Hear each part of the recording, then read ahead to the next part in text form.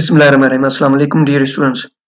तो आज के इस लेक्चर सीरीज में जो कि ऑक्सफोर्ड मैथमेटिक्स की हमने स्टार्ट की थी, तो इस वीडियो के अंदर हमने 1.2 को सोल्व करना है, जिसका क्वेश्चन नंबर 5 है। क्वेश्चन नंबर 5 के अंदर देखें, right the following statements with symbol.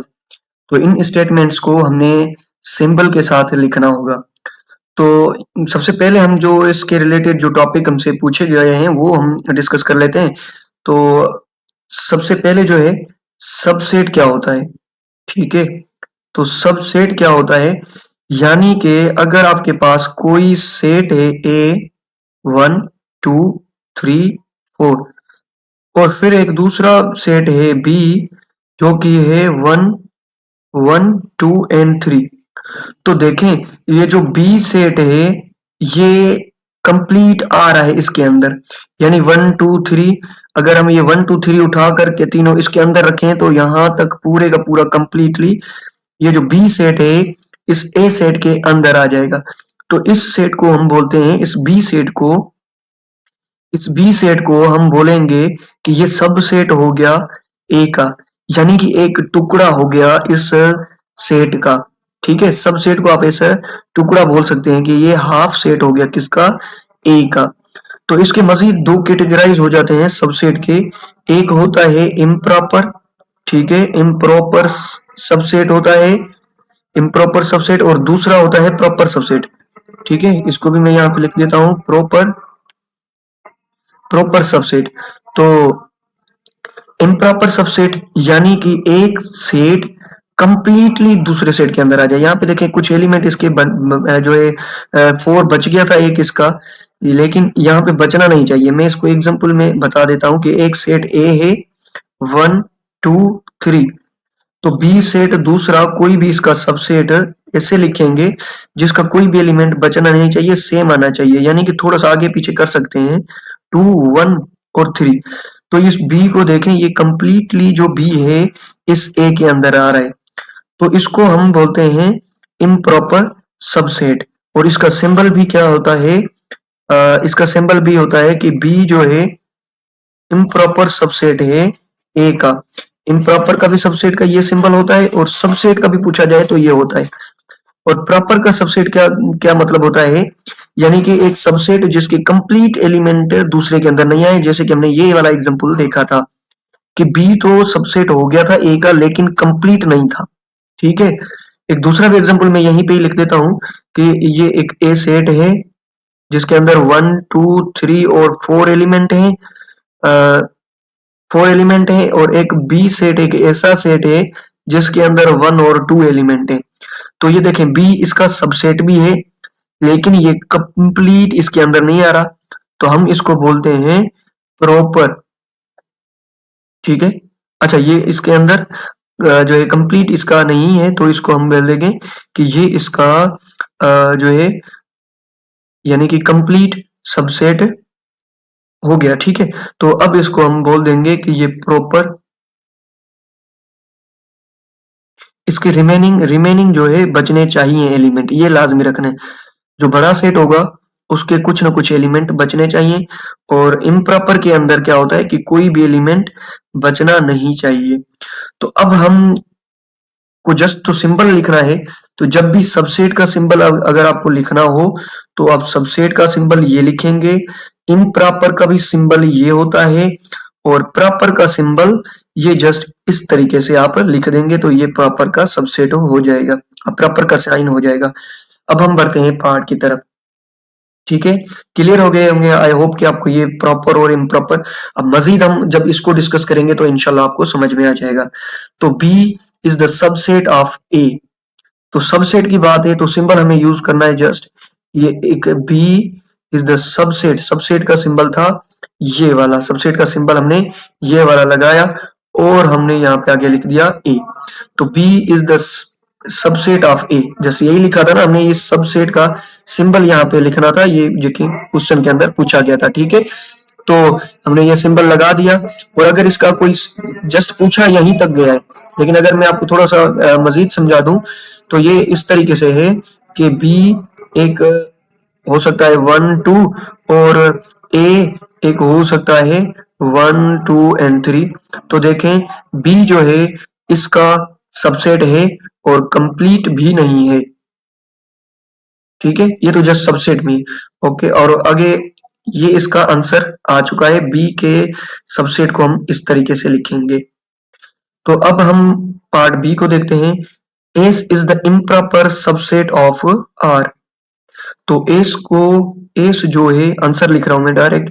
S जो है इम्प्रॉपर, और इम्प्रॉपर का भी साइन क्या होता है, इम्प्रॉपर का भी साइन होता है इस तरीके से, और किसका, आर का। तो एस इम्प्रॉपर सबसेट, ये इसका आंसर था। ये जो मैंने जस्ट एग्जांपल समझाने के लिए लिखे थे, लेकिन आंसर आपका ये था, ठीक है। और इसका ये आंसर आ गया है। और इसको अगर हम डिफाइन करें तो किस तरीके से लिख सकते हैं, तो दोनों सेट के एलिमेंट सेम होंगे बस। तो एस एक सेट होगा जिसके अंदर 1 2 और 3 होंगे, और बी आर भी कुछ ऐसा ही सेट होगा। थोड़ा उल्टा लिख देते हैं, 1 2 और 2 3 एंड 2 एंड 1। तो ये देखें सबसेट भी हैं एक दूसरे के, ये कंप्लीटली इसके अंदर आ रहा है, ये कंप्लीटली इसके अंदर आ रहा है, और दोनों के एलिमेंट भी बराबर हैं, ठीक है। तो इसको हमने इम्प्रॉपर सबसेट को इसे लिख देना है। अब बात करते हैं सी की तरफ, सी को हम डिस्कस करते हैं। तो set L is the proper subset of M. तो प्रॉपर है यानी कि एक सेट कंप्लीट दूसरे के अंदर आ जाएगा। तो हम एल को लिख सकते हैं सबसेट ऑफ एम, और proper subset of M. Proper का मैंने साइन लिखा था ये वाला, ये प्रॉपर का साइन था, जस्ट ये वाला साइन प्रॉपर का होता है, और सबसेट का ये होता है, और इम्प्रॉपर का भी। इम्प्रॉपर और सबसेट दोनों का साइन सेम होता है, कॉन्सेप्ट थोड़ा अलग होता है। तो एल को भी हम अगर लिखना चाहूं, ए बी और सी, तो एल किसका सबसेट है, एम का। तो लाजमी है एम इससे बड़ा होगा, ठीक है, एम इससे बड़ा होगा। A B C D E, तो इस तरीके से। तो ये देखें एक कंप्लीट इसके अंदर आ रहा है, और कोई एलिमेंट इसके अलावा नहीं बच रहा, लेकिन ये इससे बड़ा है। तो यहां तक के दो एलिमेंट इससे बड़े हैं इस सेट से। तो मैंने यहाँ पे भी यही बताया था कि जो बड़ा सेट होगा उसमें कुछ ना कुछ एलिमेंट बचने चाहिए, तब ही हम उसको प्रॉपर सबसेट कहते हैं। तो ये एल हो गया, एल जो है प्रॉपर सबसेट हो गया है एम का। तो ये इसका आंसर था जो हमने यहाँ पे लिखा था, जस्ट ये वाला सिंबल आना चाहिए। अब पार्ट डी के अंदर देखें तो A is equal set of B. अच्छा, इक्वल को हमने प्रीवियस लेक्चर्स में हमने जो है डिफाइन किया था, इक्वल का साइन। आई होप कि वहां पे आपको समझ में आ चुका है, अगर नहीं भी आया तो उस वीडियो के अंदर जाके इक्वल और इक्विवेलेंट सेट का आप वीडियो कंप्लीटली देख लेना।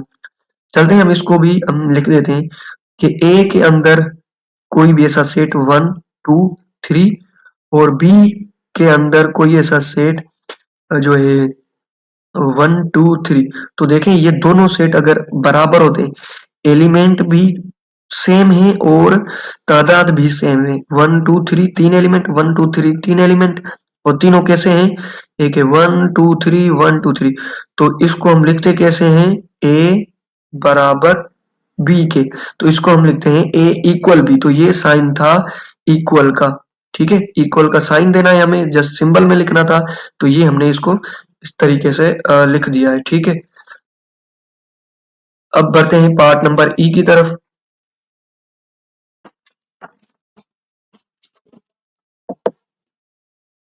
तो पार्ट नंबर सी के अंदर जो है हमें एक सेट गिवन है, सी एन एम्प्टी सेट और नल सेट। तो सी सेट को ऐसा लिखना है कि वो एक या एम्प्टी या फिर नल सेट आ जाए, ठीक है।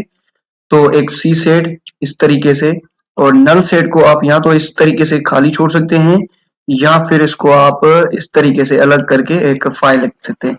तो ये सिंबल था, या तो ये नल सेट का इसको लिखें या फिर इसको लिखें, ये दोनों नल सेट को रिप्रेजेंट करते हैं, ठीक है।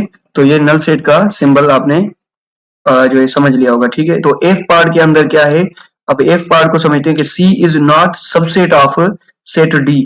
सी सबसेट नहीं है सेट डी का। तो सी सबसेट, अच्छा सबसेट का क्या सिंबल था, यहाँ पे देखें ये सबसेट का सिंबल था। अगर मैं इस तरीके से इसको लिखता कि ये, अगर सी इस तरीके से लिखता तो ये हो जाता C is the subset of D, लेकिन यहाँ पे नॉट, तो इसको आप यहाँ पे ऐसे काट देंगे, तो ये C not subset of set D हो जाएगा। तो ये भी इसका पार्ट कंप्लीट हो गया, एफ का भी आंसर आ चुका है। अब जो है पार्ट जी को देखें। The set empty set is the subset of set B. कोई एक एम्पटी सेट है जिसको आपने लिखना है कि सबसेट ऑफ बी होना चाहिए। तो कोई भी एक एम्पटी सेट, ये एम्पटी सेट हो सकता है, तो फिर इसको सबसेट लिखेंगे इसका बी का। तो देखें हमने इसको इस तरीके से लिखा, तो ये सबसेट बन गया सेट बी का। जस्ट हमें तो इसके कोई सेट के नहीं लिखने के, सेट के अंदर एलिमेंट या वगैरह क्या चीज है, लेकिन हमें जस्ट ये जो सिंबल थे, ये सिंबल हमें बस लिखने हैं। तो हमने इसको भी यहाँ पे इसका लिख दिया है कि ये इसका आंसर हो जाएगा।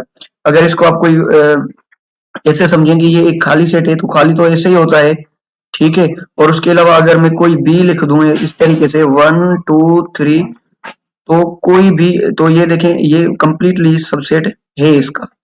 तो एवरी एम्पटी सेट, कोई भी अगर एम्पटी सेट होता है तो वो सबसेट होता है, चाहे कोई भी दूसरा सेट हो, ठीक है। तो यहाँ तक के हमारे जो है तमाम पार्ट्स कंप्लीट होते हैं।